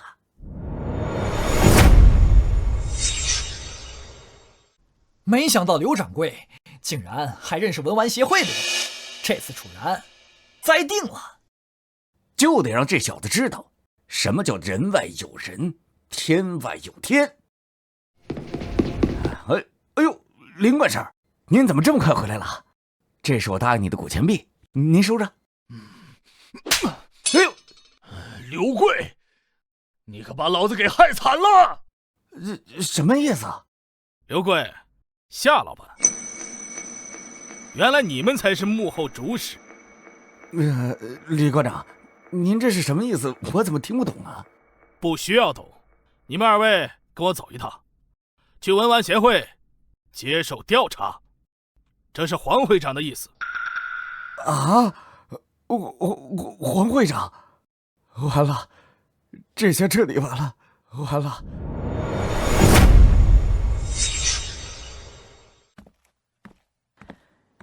你好，林先生，我家小姐找你，请跟我来。你家小姐是谁啊？樊雪。她找我干什么？前面带路吧。哼，林晨，你终于来了。我就说樊雪姐找我不会这么神秘，原来是你啊！王腾，找我什么事儿？你不害怕我吗？我为什么要怕你？你不觉得这里的环境是个埋人的好地方吗？怎么，你给自己挑目的呢？小子，你别给我揣着明白装糊涂！我就问你，你和楚然是不是那种关系？是又怎么样？不是又怎么样？这是我和他之间的事情，和你有什么关系啊？你信不信我一句话就能要了你的狗命？我当然信啊！你们王家多牛啊！我一个小人物，哪比得过你啊？你既然知道还敢纠缠楚然，你就不怕我你吗？配不配得上是楚然说了算。再说，你王家再牛，你要是想跟我斗，我奉陪到底。好，够狂！今天就是你的死期，给我出来！王腾，你不会以为凭这点人就能留得下我吧？我就是喜欢你说大话的样子啊！一会儿啊，可别跟我求饶，给我上！哎呀，一群废物，白花我几百万！凌晨，我知道你能打，我还有后手。老 K， 出来吧！老 K， 出来！有点意思，你小子身手真的厉害，佩服佩服！知道我身手好还不躲远点儿，不然一会儿倒下的可是你啊！是吗？你再快，有我的枪快吗？王腾，你搞枪？你疯了吗？只要让你死，我无所谓。小子，你还是多关心关心自己吧。说吧，想要什么死法？说吧，想要什么死法？他有枪，我该怎么办？你看起来很怕我啊！你是那把枪？对呀，我可厉害了，你是挡不住我的子弹的。周强，你可不能杀人啊！杀人犯法了。我知道，要是打死了人，我就会被锁在柜子里了。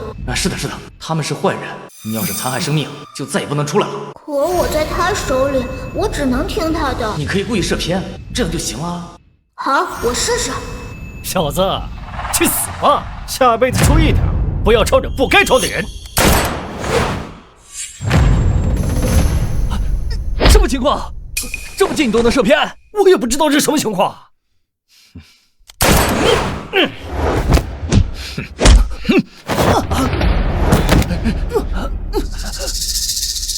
躲下来。不客气。不是，子弹你都能躲呀？王少，为了杀我，你可真会下血本。我看王少眼光真好，给自己找了块风水宝地。那什么，我可是王家的少爷，你要是敢动我，王家饶不了你啊！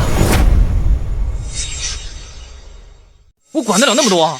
你杀我，我弄死你，不是正常的事吗？以后的事儿，以后再说。大哥，我错了，你饶了我好不好？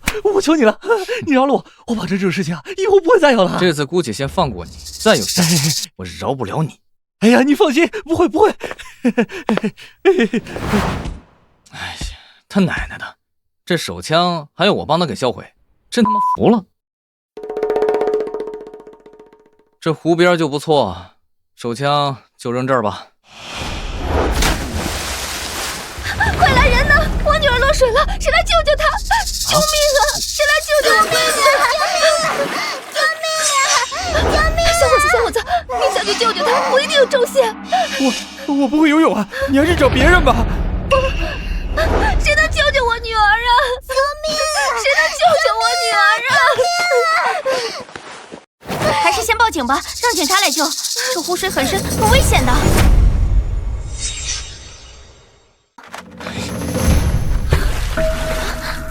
这……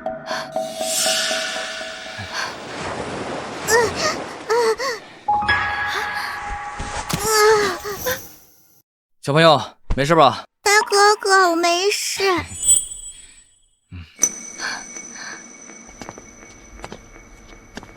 你没事吧？吓死妈妈了。妈妈，我没事，都是哥哥救了我。好，到时候我们去感谢哥哥。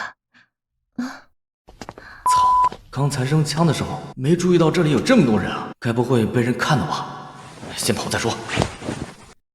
啊，小伙子，你先别走。你叫什么名字啊？我还没有感谢你呢。哎呀，不用挂在心上，小事而已。第一次见到不要我一家感谢的人，他到底是什么人啊？他看着好面熟，像一个主播鉴宝的。对，叫林晨，千百度拍卖行首席鉴宝师。林晨，千百度。楠楠，我们先回家换衣服，然后去千百度找大哥哥，好不好？好。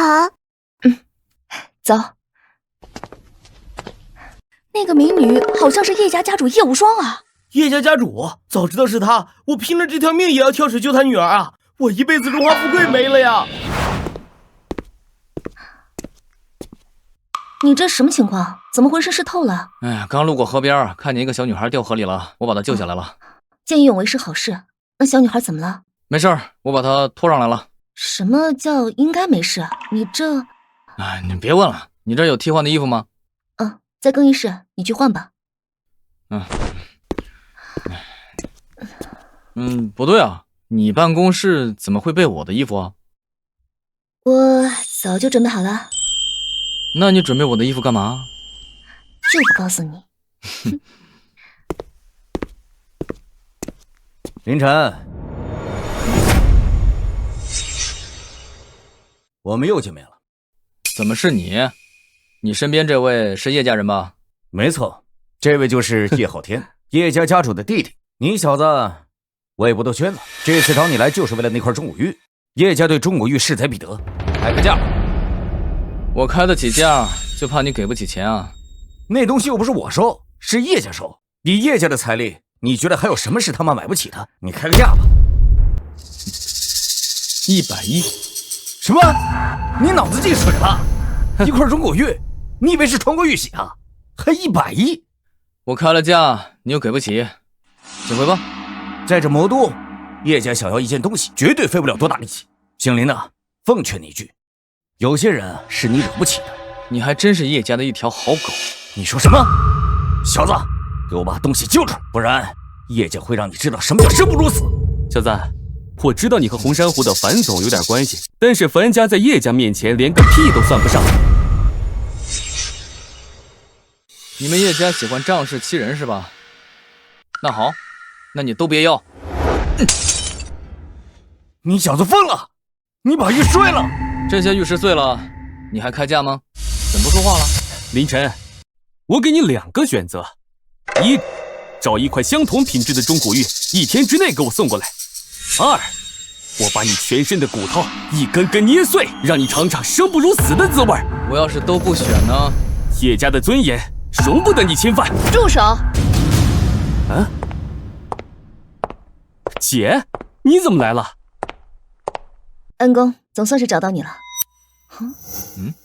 这是什么情况？叶家家主怎么叫你恩公啊？我不是找你路上救了个小女孩吗？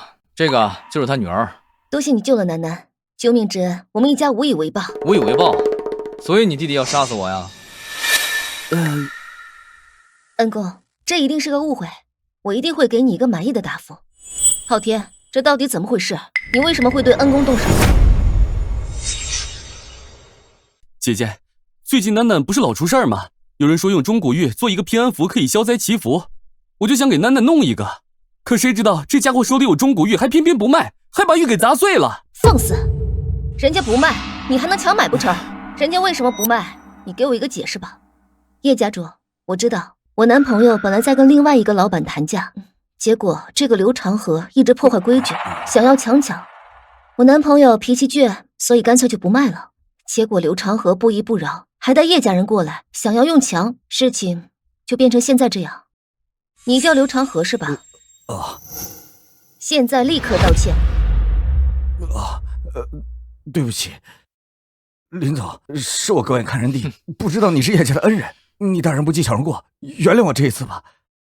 叶小姐，给你个忠告，你家里虽然家大业大，但若是都是这些嚣张跋扈之人，我怕传不过3代。是，多谢恩公提醒。看来你并不知道这件事啊，那就好，起码你们母女2人并不可恶。你叫楠楠是吧？大哥哥，谢谢你救了我。大哥哥上次走得急，这次啊，给你个好东西，就当是第一次的见面礼啊。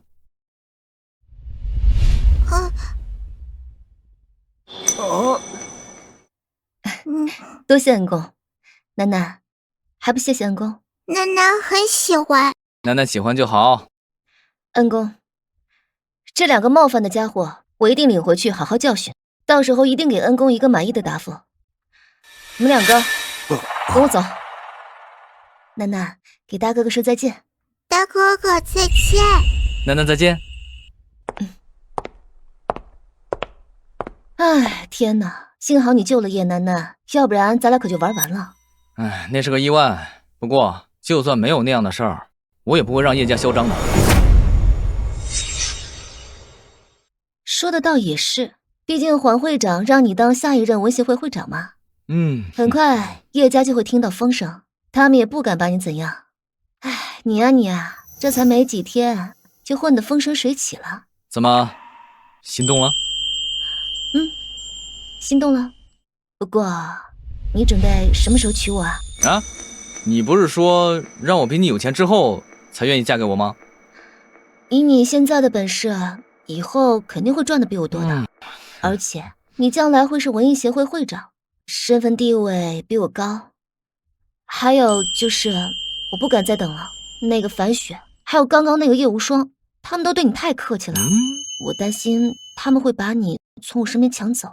你不是想多了吧？他们怎么可能会喜欢我？你不懂，像你这么有才华，长得又帅，很招人喜欢的。哦，那你不得表示表示？怎么表示啊？